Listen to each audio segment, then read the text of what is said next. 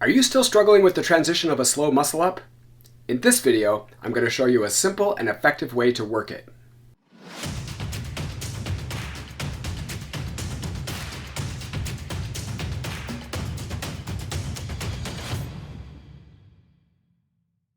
In my previous video about the slow muscle up, I gave the following advice.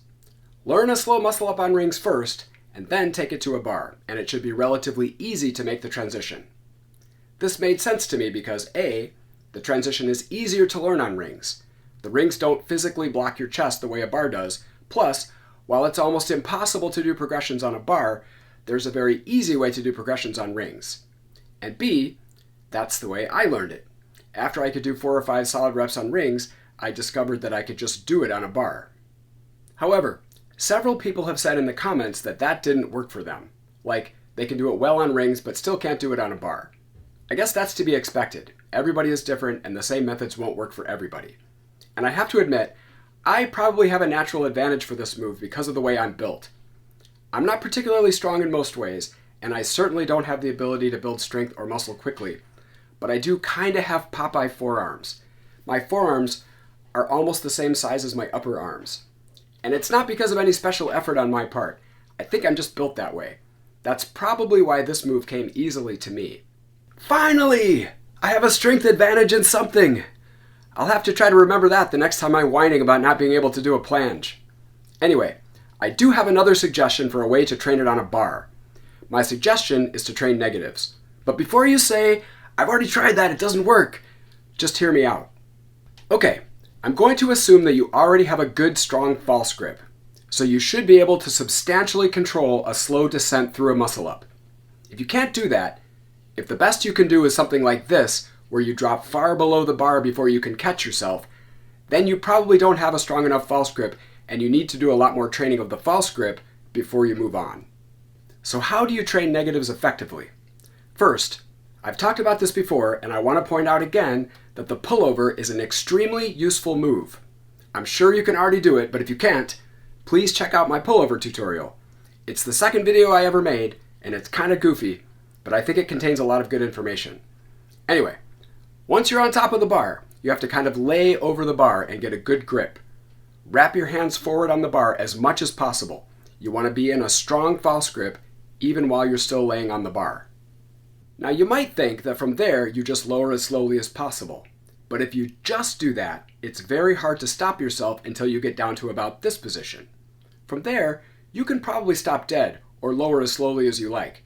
But you might notice that that position, the highest position that you can stop yourself, is about the same position that you can pull up to in a high pull-up. And you'd probably say, how does that help me? I can already pull up to there. I need help from that point up, not from that point down. And you'd be right. It's not super helpful to do negatives like this. What you want to do instead is this. Start the same way. Lower down until you're sort of laying on the bar. Wrap your hands forward into a false grip, but then extend your legs as far forward as possible, like doing an L-sit. That makes it tremendously easier to hold any position in the transition. Then, very slowly move down until your chest just comes off the bar. Focus on trying to hold that position. It's possible to hold it with your forearms almost parallel to the ground. And while you won't be able to do this at first, you can work on trying to slow it down. And of course, if you're able to do a pullover, then you can do reps. And in case you're wondering why it helps to stick your legs out, well, it's related to the long-winded argument I made in this video about why it is possible to do a slow muscle up with no false grip. You should definitely watch that video if you enjoy boredom and you have about 3 hours to kill. Anyway, to make a very long story short, if you're somewhere in the transition and you're in this kind of a position, then most of your weight is on one side of the bar, the right side in this picture. So in addition to just holding up your weight, you also have to resist a torque that is trying to rotate your center of mass underneath the bar. If you stick your legs out to the other side, they act as a counterbalance. The weight of your legs on the left side of the bar more or less balances out the weight of the rest of your body, which is on the right side of the bar. That removes the torque, so then all you have to do is hold up your body weight. It's much easier. If you get to the point where you can stop the descent, you can start working on pulling it back up. Here I managed to get my chest just off the bar and basically hold the position right there. and then reverse it and go back up. And incidentally, what I did right there is actually much harder for me than the full muscle up is. So if you can do that, you can probably do the muscle up. I also think that this technique is a good way to train for the slow muscle up with no false grip. If you get to the point where you can do what I did here, get your chest completely off the bar and then go back up, then you can work on lowering it little by little. Come off the bar and lower just a bit, then go back up, and progress that way. I haven't been able to get it any further than what I've showed you because it's been bothering my shoulders and my elbow quite a bit. I'm still hoping to get my joints in better shape and start really training this stuff again, but we'll see how it goes.